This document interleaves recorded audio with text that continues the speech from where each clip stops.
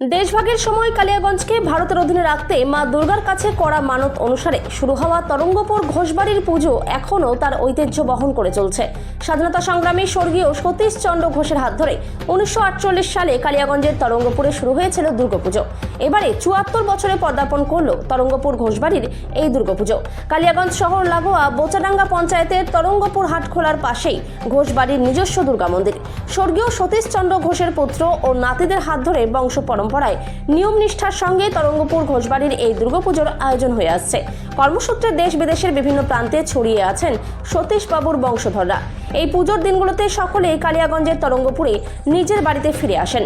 আত্মীয় স্বজন ও প্রতিবেশীদের নিয়ে মহামিলন উৎসবে পরিণত হয় তরঙ্গপুর ঘোষবাড়ির দুর্গাপুজো। স্বর্গীয় সতীশ চন্দ্র ঘোষের নাতি প্রদেশ তৃণমূল সম্পাদক অসীম ঘোষ পারিবারিক এই দুর্গাপুজোর 1947 সালে দেশভাগের সময় কালিয়াগঞ্জ থানা এলাকা পূর্ব পাকিস্তানের অন্তর্ভুক্ত করার চেষ্টা হয়।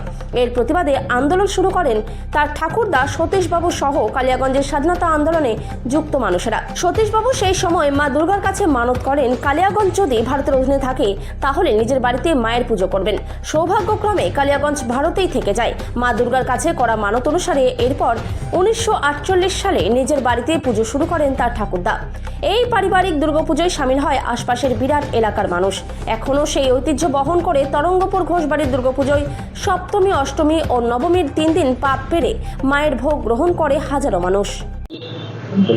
এই পুজো সম্বন্ধে যদি কিছু বলেন।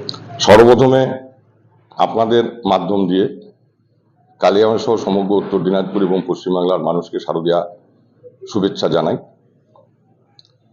এই ঘোষবাড়ির পুজো 1951 সালে প্রথম শুরু হয় এবং রীতিমতো ধারাবাহিকভাবে আজও চলছে। আমাদের সকলের গর্ব, ঘোষবাড়ির গর্ব স্বর্গীয় সতীশচন্দ্র ঘোষ মহাশয়। তিনি একাধারে জাতীয়তাবাদী মানুষও ছিলেন, স্বাধীনতা সংগ্রামের সাথেও যুক্ত ছিলেন। তিনি 1951 সালে পূজার সূত্রপাত করেন এবং আজও সম্পূর্ণ রীতি নিষ্ঠার সাথেই পুজো আমাদের চলছে। এবং এই পূজার একটা ঐতিহ্য আমাদের ঠাকুরদার কাছে শোনা এবং এলাকার সিনিয়র মানুষদের কাছে শোনা যে 1947 সালে স্বাধীনতার আগে, যখন স্বাধীনতা আমাদের আসন্ন আমরা শুনেছি, তখন তো আমরা জন্ম হয়নি, তাতে যেটা শোনা এই সমস্ত এরিয়াগুলো প্রথম জরিপে আমাদের পাকিস্তানের অন্তর্ভুক্ত হয়ে যায়। এবং সেই সময় কালিয়াগঞ্জের সতীশচন্দ্র ঘোষ সহ আরও কালিয়াগঞ্জের প্রচুর জাতীয়তাবাদী মানুষ আন্দোলন সংগঠিত করেছিলেন গোটা জেলা জুড়ে। তখন দিনাজপুর ডিস্ট্রিক্ট, তখন পশ্চিম দিনাজপুরও নয়, দিনাজপুর ডিস্ট্রিক্ট আন্দোলন করার ফলে, এবং সেই সময় ঠাকুরদা মা দুর্গার কাছে মনে মনে প্রার্থনাও করেছিলেন যে এই এলাকাগুলো যদি পাকিস্তানে না পড়ে, ভারতের অন্তর্ভুক্ত থাকে, তাহলে তিনি বাড়িতে দুর্গাপূজার শুরু করবেন এবং মন্দির বানিয়ে সেই পূজার মা দুর্গার প্রতিষ্ঠিত করবেন।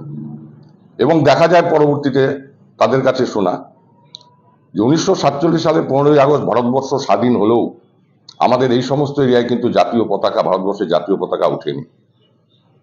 17 তারিখ 1947 সালের 15ই আগস্ট গোটা দেশ জুড়ে ভারতবর্ষের স্বাধীনতা দিবস পালন হয়, কিন্তু এই সমস্ত এরিয়ার 17 তারিখে দেখার পর আমাদের ভারতবর্ষের জাতীয় পতাকা কিন্তু তারপরে উত্তোলন হয়। তখন এগুলো দেখা যায় যে আমাদের ভারতবর্ষের মধ্যে অন্তর্ভুক্ত হয়েছে। এবং সেই থেকেই প্রথমে ঘট পূজা এবং 1951 সাল থেকে মা দুর্গার মূর্তি প্রতিষ্ঠিত করে এই দুর্গাপূজার সূত্রপাত ঘটে।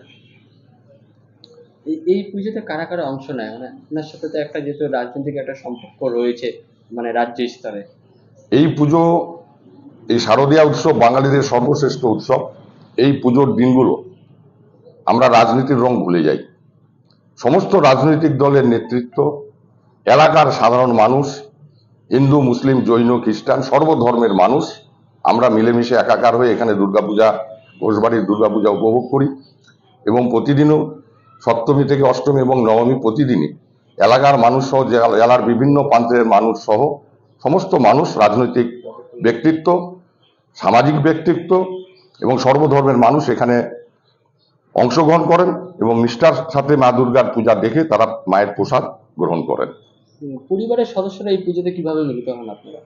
পরিবারের সদস্যরা আমাদের পারিবারিক সদস্য যারা কর্মসূত্রে অনেকে দেশের বাহিরেও আছেন এবং রাজ্যের বাহিরেও আছেন, সবাই আসা শুরু করেছে।